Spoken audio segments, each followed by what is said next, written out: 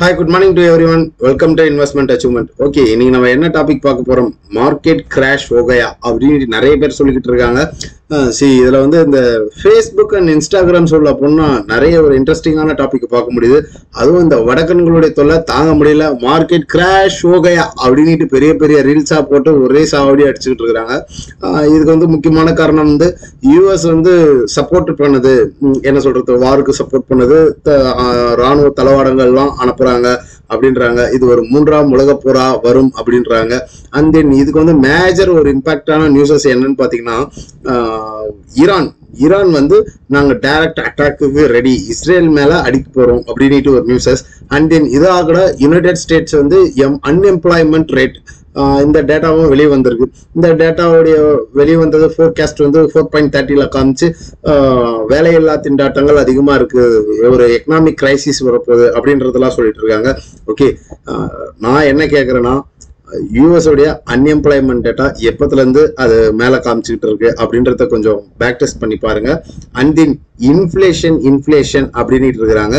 இந்த இன்ஃபிளேஷனை எப்படி பார்க்கலாம், இந்த வாரை எப்படி பார்க்கலாம், இதுக்கு வந்து நான் ஒரே ஒரு விஷயத்தை தான் சொல்லி விரும்புறேன்.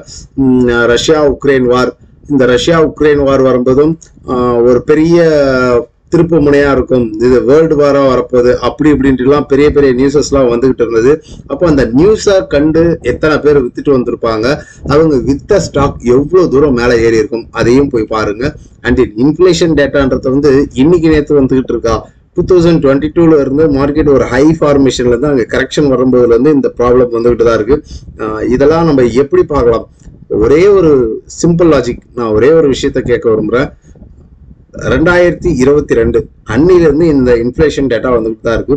அப்போ யூஎஸ் உடைய Nasdaq and then tau Jones இதோடைய லெவல்ஸ் எவ்வளவு இருந்தது, இப்போ எவ்வளவு இருக்கு, அதையும் ட்ராக் பண்ணி பார்க்கலாம். கிளீனா பார்த்துருவோம் அதனுடைய சினாரியோ என்ன, இப்போ இந்த செல்லிங் வந்து எதனால வந்திருக்கு, டெக்னிக்கல்ஸ்ல எங்க சப்போர்ட் இருக்கு, மார்க்கெட் வந்து யூஎஸ் மார்க்கெட் வந்து டவ் தியரி அப்படின்வாங்க. அந்த டவ் தியரிக்கு என்ன அர்த்தம், அந்த டவ் தியரி தெரியாம நிறைய பேர் இருக்கிறாங்க.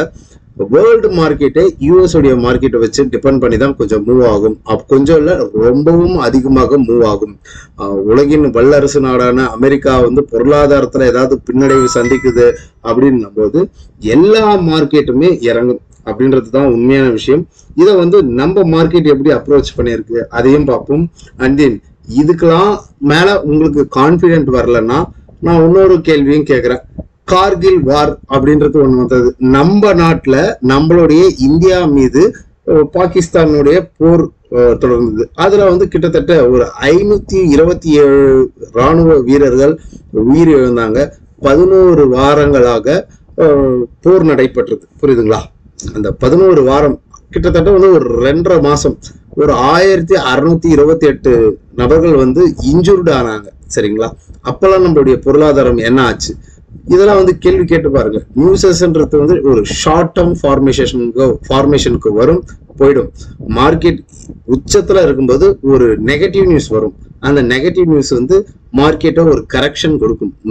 மார்க்கெட் வந்து ஓவர் வேல்யூல இருக்கும்போது தான் இது மாதிரி நியூஸஸ் வரும். அந்த நியூஸஸ் வரும்போது ப்ராஃபிட் புக்கிங் வரும்.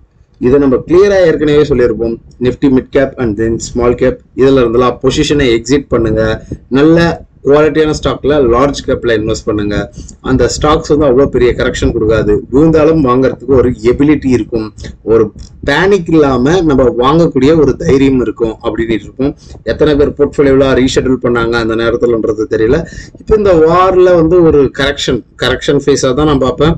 எவ்வளவு பெரிய ஃபால் வந்தாலும் அந்த ஃபால் எவ்வளவு தூரம் வரும் அப்படின்றது எனக்கு நல்லாவே தெரியும்.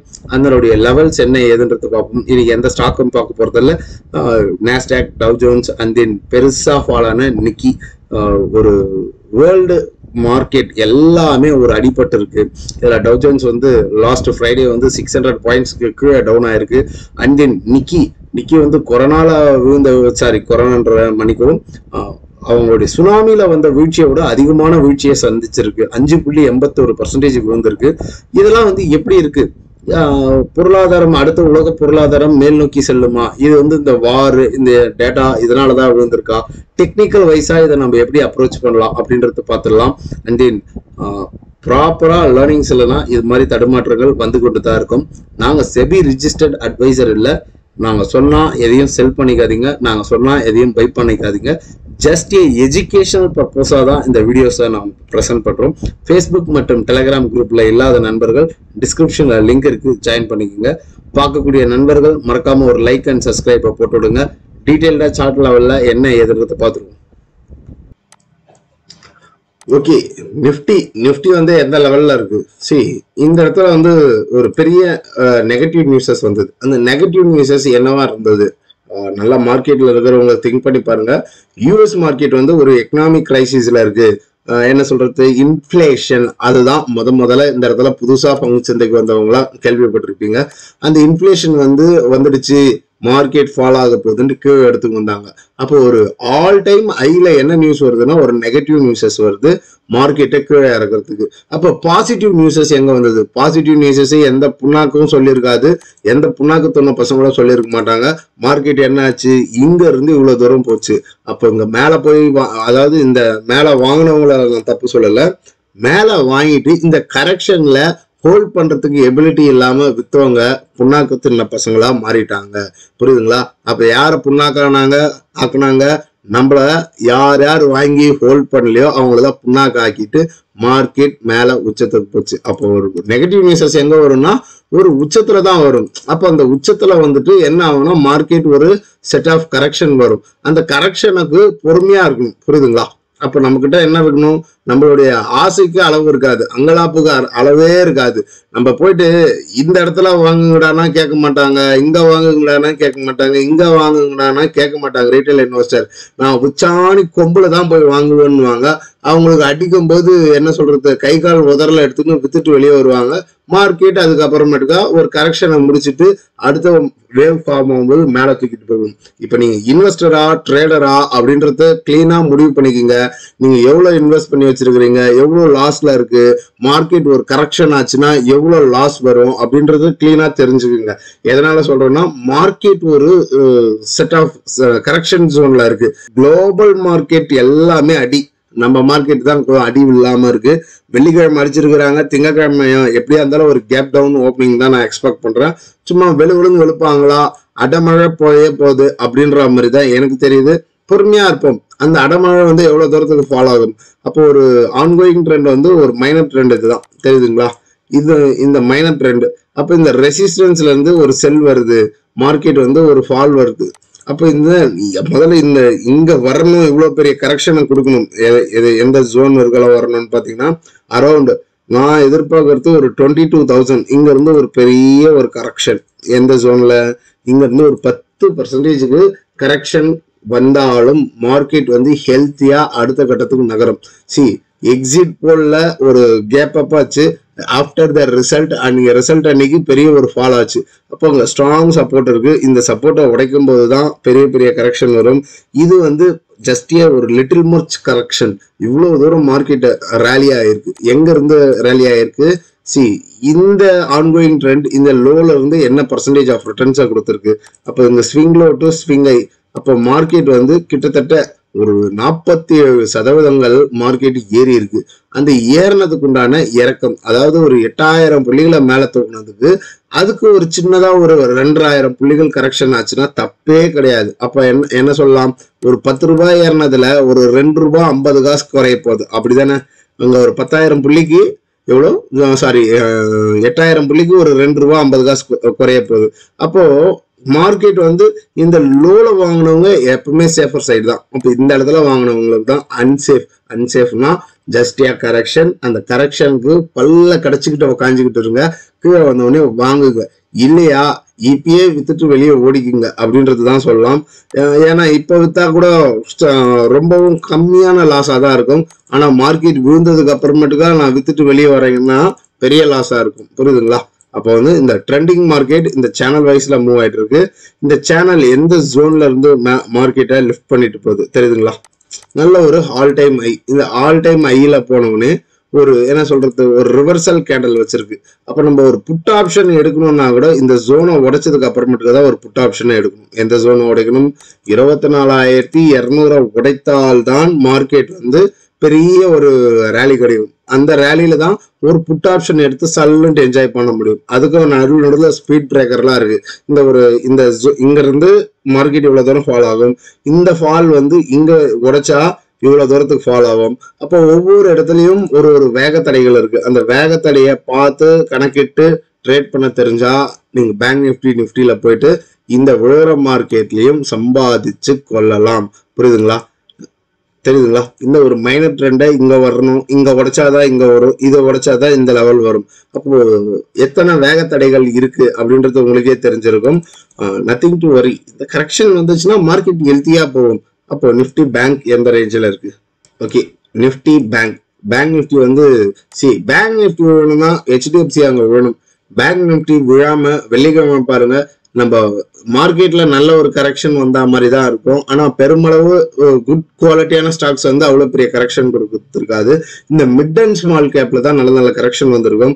அதை பத்தி நம்மளுக்கு ஒரி கிடையாது. பொசிஷனை ரீஷெட்யூல் பண்ணுங்கன்னுட்டு எப்பயோ நம்ம ஒரு அலர்ட் கொடுத்தோம். அப்போ இந்த மார்க்கெட் வந்து பேங்க் நிஃப்டி வந்து என்ன ட்ரெண்ட்ல போகுது? ஆன்கோயிங் ட்ரெண்ட் வந்து நல்ல ஒரு ஹெல்த்தியா மூவ் ஆயிட்டு இருக்கு. இந்த ட்ரெண்ட் ரெசிஸ்டன்ஸ் போனவொடனே இங்க செல். நாம இந்த இடத்துலயும் சொன்னோம், இங்க மார்க்கெட் உடைச்சதுன்னா நல்ல ஒரு ஃபாலை எதிர்பார்க்கலான்னுட்டு அங்க கிட்டத்தட்ட ஒரு 1600 புள்ளியா சொன்னோம். அந்த 1600 புள்ளியா கொடுத்துட்டு மார்க்கெட் ஒரு பவுன்ஸ் பேக் போயிட்டு மறுபடியும் அங்கிருந்து ஒரு ஃபாலுக்கு உண்டான சினாரியோல இருக்கு. இப்போ ட்ரெண்ட் ரிவர்சல் ஆகணும், பேங்க் நிஃப்டி வந்து ரிவர்சல் ஆகணும் அப்படின்னு பாத்தீங்கன்னா இந்த ஜோனை உடைக்கணும். என்னன்னா 51,750க்கு மேல ஓப்பன் அண்ட் க்ளோஸ் கிடைச்சாதான் மேல போகும். அதர்வைஸ் வந்து ஒரு லோயர் லோ ஃபார்மேஷனை கிரியேட் பண்றாங்க. தெரியுதுங்களா? ஒரு லோ, ஒரு ஐ, மறுபடியும் ஒரு லோ, மறுபடியும் ஒரு ஐ, மறுபடியும் ஒரு லோ, ஒரு ஐ நீட்டு இப்படி வந்து ஒரு கரெக்ஷன் வேவ் இப்படிதான் வரும். அந்த கரெக்ஷன் வேவ் வந்து higher I formation for bullish, lower low formation for bearish. அப்ப இந்த ஒரு ட்ரெண்ட் வந்து ஒரு கரெக்ஷன் ஜோன்ல இருக்கு. வெயிட் பண்ணுங்க. நான் எக்ஸ்பெக்ட் பண்ற பாயிண்ட் என்ன சொல்றது, பேங்க் நிஃப்டி வந்து இந்த ஃபால் வந்து பிரேக் ஆனாதான் அடுத்த ஸ்விங் ஸ்டார்ட் ஆகும். அரௌண்ட் 52,000க்கு மேல உடைச்சு வச்சாதான் ஃபால் அடுத்த ஸ்விங் ஸ்டார்ட் ஆகும். அது ஒரு காலம் வந்து அப்படியே ஒரு கரெக்ஷன் மோட்ல கீழே வருவாங்க. 49,800 ஒரு காலம் வரதுக்கு பாசிபிலிட்டி இருக்கு. சப்போர்ட்லாம் இருக்குங்க. இந்த சப்போர்ட்டுக்குலாம் இருக்கும்போது நம்ம எதுக்கு பேனிக் ஆகும்? ஜஸ்ட் வந்து ஒரு 1600 புள்ளிகள் தான் இருக்கு. மூந்ததுக்கு அப்புறம் பாத்துக்கலாம். மார்க்கெட் வந்து ரிவர்சல் ஆகும். இந்த லெவல்லாம் உடைச்சாதான் ரிவர்சல் ஆகும்.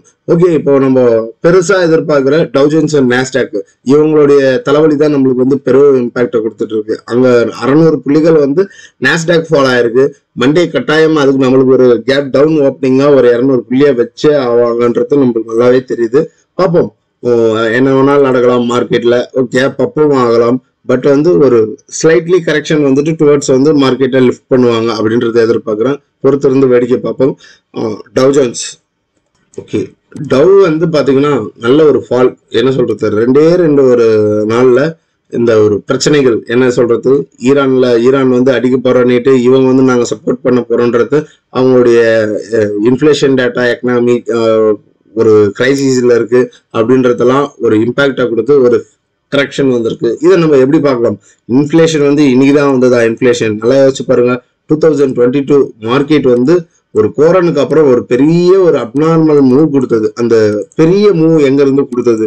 இங்க இருந்து 2022 மார்க்கெட் 100% ஆஃப் ரேலியை கொடுத்தது. அந்த ரேலி வந்து அங்க இருந்து என்ன பர்சன்டேஜ் ஆஃப் கரெக்ஷன் கொடுத்துருக்கு? அரௌண்ட் 22% ஆஃப் கரெக்ஷனை தான் கொடுத்துருக்கு.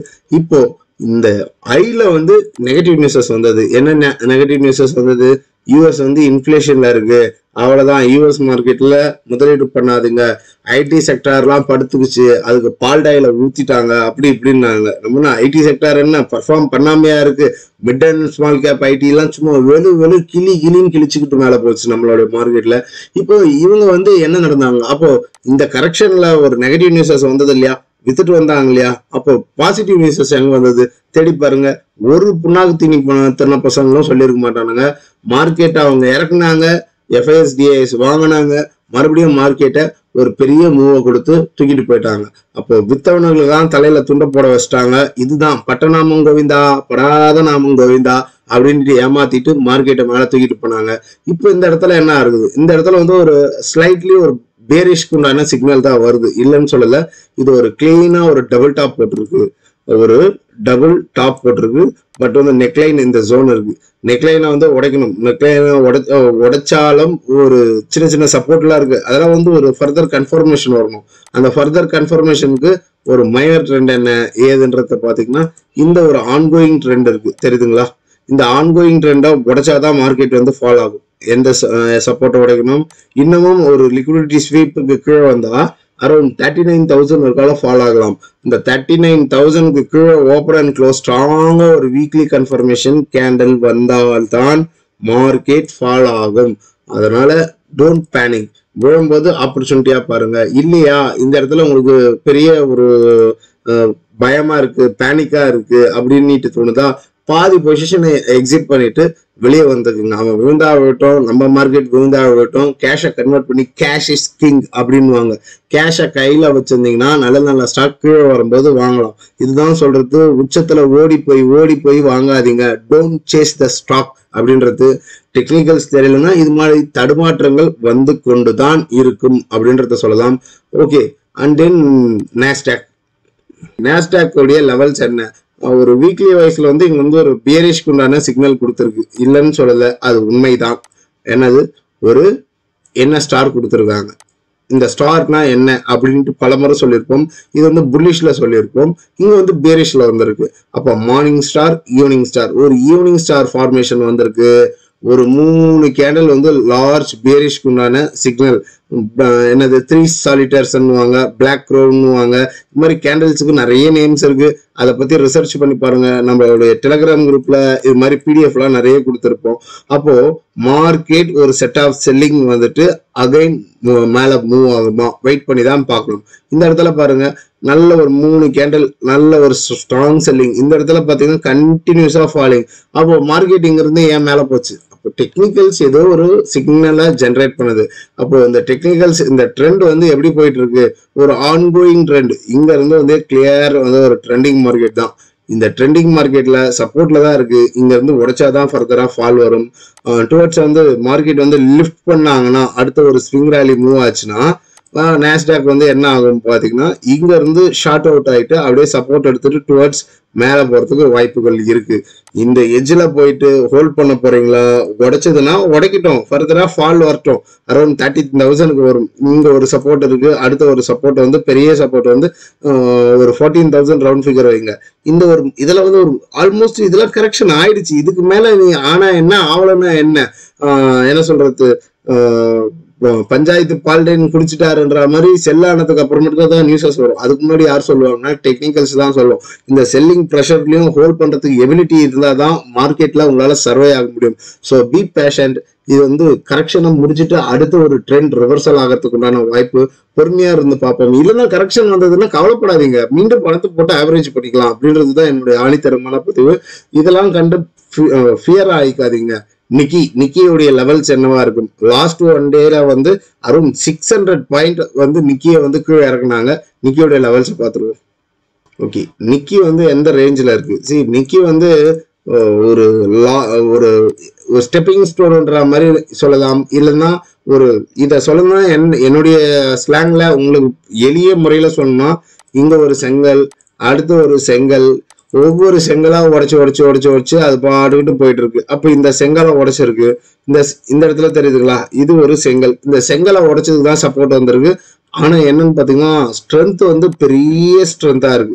இது மாதிரி லிக்விடிட்டியை கலெக்ட் பண்ணிட்டு இங்க யார் யார் வச்சிருந்தாங்களோ அவங்க தான் ஸ்டாப் லாஸ் எல்லாம் வாங்கிட்டு டுவர்ட்ஸ் மேல போறதுக்கு உண்டான வாய்ப்புகள் இருக்கு. இல்ல இந்த ஸ்ட்ரென்த் வந்து ஸ்ட்ராங்கா இருக்கு, நான் ஃபர்தரா உடைத்தே தீருவேன் அப்படின்னா இந்த ஜோனை உடைச்சு கீழே வந்து ரிவர்சல் ஆயிட்டு இப்படி கீழே வரும் பார்த்தா செல்லிங். புரியுதுங்களா? அந்த செல்லிங்கும் வந்து நல்ல ஒரு ஹெல்த்தியான கரெக்ஷனா வரும். ஆல்மோஸ்ட் ஒரு 25,481 வந்ததுன்னா நல்ல ஒரு சப்போர்ட்டா இருக்கும். அதுக்கு முன்னாடி இங்க ஒரு சப்போர்ட்டா இருக்கு. ஒவ்வொரு சப்போர்ட்டாலாம் இருக்குது. அந்த சப்போர்ட்டாலாம் உடைக்கிட்டோம், அதுக்கப்புறமேட்டுக்கா பாத்துக்கலாம். இது வந்து ஒரு பேனிக் செல்லிங் தான். என்ன சொல்றது, எல்லாருக்குமே பயம்னா எல்லாருக்குமே இருக்கும், வேதநாயகம்னா பயம் அப்படின்றதா சொல்லலாம். So nothing to worry. அப்போ ட்ரெண்ட் வந்து எங்க இருக்கு? ஆல்மோஸ்ட் இங்கதான் இருக்கு. வேர்ல்டு மார்க்கெட் எல்லாமே விழுந்தது, நம்ம மார்க்கெட் விழுந்ததா ஸ்டேபிளா நிக்குது. பொறுமையா இருந்து வெயிட் பண்ணி பார்ப்போம். மற்றும் ஒரு பதிவில் உங்களை சந்திக்கிறேன். இப்படிக்கு உங்கள் நண்பன் பாலாஜி ரஞ்சிதா. பார்க்கக்கூடிய நண்பர்கள் ஒரு லைக் அண்ட் சப்ஸ்கிரைப் பண்ணுங்க. நன்றி, வணக்கம்.